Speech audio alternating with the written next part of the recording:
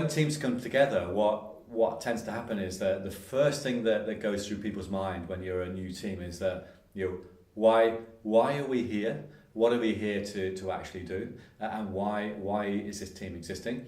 The second thing is who's on the team, and what is it we need to do, and how are we going to work together to deliver great results. The danger is if you focus on deliverables first, of course, you miss all that bit and you just go straight into, okay guys, this is what we're going to do, and you do this, and this, and we miss that whole setup of the team. So we know we need to create a high performance environment. You know that one of my definitions of a leader is about the ability to create a high performance environment where success is inevitable. And if I was to ask you, or to put two words to you, one is deliverables, and the second question is relationships. If you're honest with yourself in work, which one do you tend to focus on? Is it deliverables or is it relationships? And when I ask that question to many people, of course, a lot of people will say, well, of course, it's all about deliverables. That's what I'm measured on. And the danger of that, of course, is that if we just focus on deliverables, we're creating a culture and which it's not sustainable. And what tends to happen, I call it the dead body syndrome. And one of the things that we need to do as leaders is to avoid that dead body syndrome. And the dead body syndrome is that if you focus purely on deliverables, then what happens is that it starts off okay to get great results, but over a period of time, your performance will start to take a bit of a dive, and it starts to get harder and harder to get the same results. And the reason being is people starting to become disengaged in the team, and they're not buying into it anymore, not adding as much value. And that's normally when I get a phone call that says, Graham, we need a team build, and they phone me up and they say things like, Graham, the team's not performing anymore. I don't know why, but we need an away day. And they'll say things like, do you do paintballing? At which point I laugh out loud, because it's quite ironic, isn't it, that they want to come and focus on relationships today, and they're going to come to our place for a day and then shoot each other, which is not really conducive for high performance. So I guess their thought is that if we go away and have some good fun, and we eat pizza and drink beer, and everything's going to be fantastic. And the danger of that, of course, we all know it just doesn't work like that. And I guess my message really is that building a high performance team and setting your team up for success is you've got to focus on deliverables and relationships. If you don't focus on deliverables and relationships, that's terrible, isn't it, of course, because you're going to get bad results and unhappy people.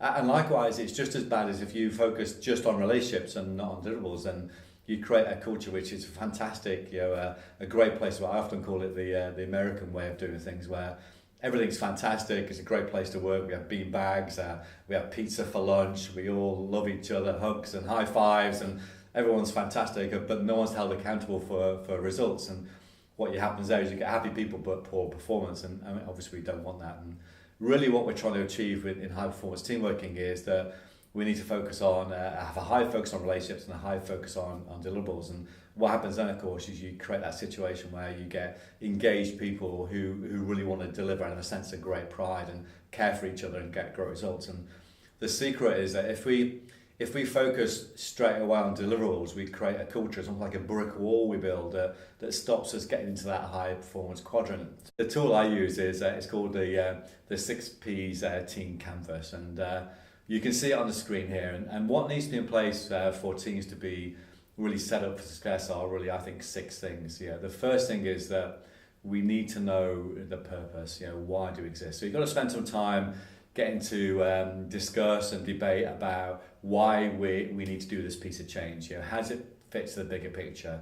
How is it going to help us to be more successful? So that's the first thing. And that's where having an OGSM is really great. If you're doing an internal project within your function, your team, your business, then you can relate it directly to your PAN.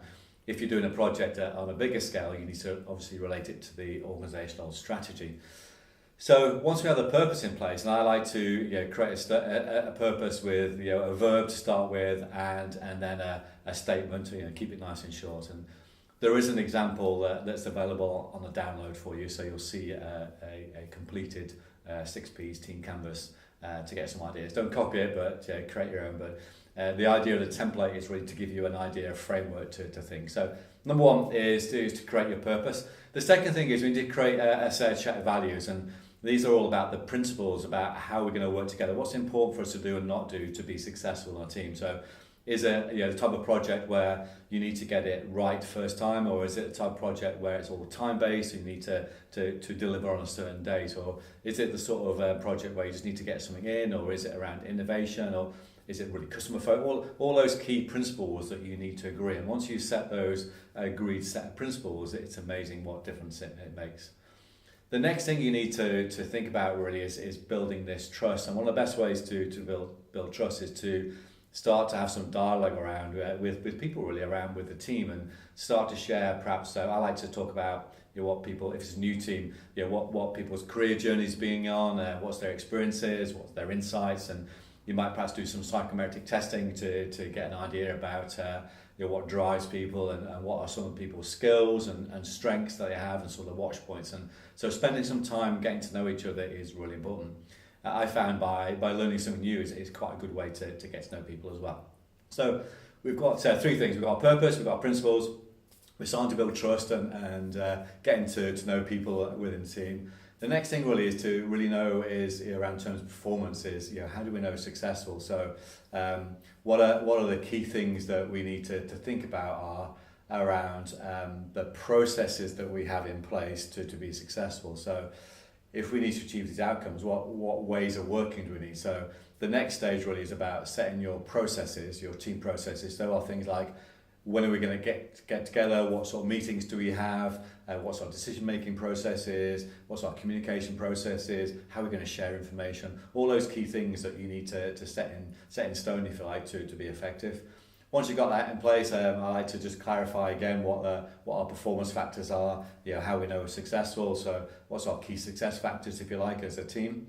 And then finally, the last thing really is important is to create this sense of pride, really, that people want to be part of the team, a bit of team identity. So what is it that we want to be famous for? So how would we want other people to describe this team? So there you have it. There's the 6 Ps. It's a one-pager. It's a set of words. There's a download that gives you some ideas and thoughts about how to run a 6 Ps Team Canvas workshop, a step-by-step process, if you like, and it will really make a difference. I've done it many, many times. I know that when I do it, it's incredible. I've worked with many teams, and if I get a team that comes to us that I know that haven't been set up for success, is one of the first things I'll do is I'll ask those 6 questions. What's your purpose? What are your principles? Do you really know what motivates each other? What are your team ways of working? What's your performance factors? And what's your sense of pride, or your brand, if you like? And it's amazing when I ask those questions, in a low performance team, is that you get masses of different answers, and it's just misaligned. And in a high performance team, of course, what you'll do is you get clarity and alignment, and people will be saying the same thing. So once you get that in place, I know it'll make a big difference. So my call to action on this one is, it's a great process. I know it works. I've done it thousands of times. So I urge you to go out there and give it a go. Set up a meeting with your team, a little workshop. Explain the reason why you're actually doing it. Get some clarity in place, and actually go through and set up your team canvas. Now, of course, once you've set it up, you need to then, of course, keep it alive. So one of the things I do when I'm working with teams is regularly in our monthly meetings, our review sessions, is just to review that team chart, or that team canvas, if you like, and make sure you're living it. I quite often challenge people around the principle example. Show me an example of when you've done a particular principle that we've agreed. And it's really important to also use it as a decision-making process. And it's a key thing is, if I know why we exist, what we're there to do, and how we work together, that then becomes my decision-making process. So I can be empowered to get on with it. I don't need to ask the boss anymore. I need to get on with it. And I can make decisions myself. If what I'm about to do is aligned to our purpose, our principles, and our goals, then I'm just going to do it. I don't need to ask the boss. So it's a really powerful tool.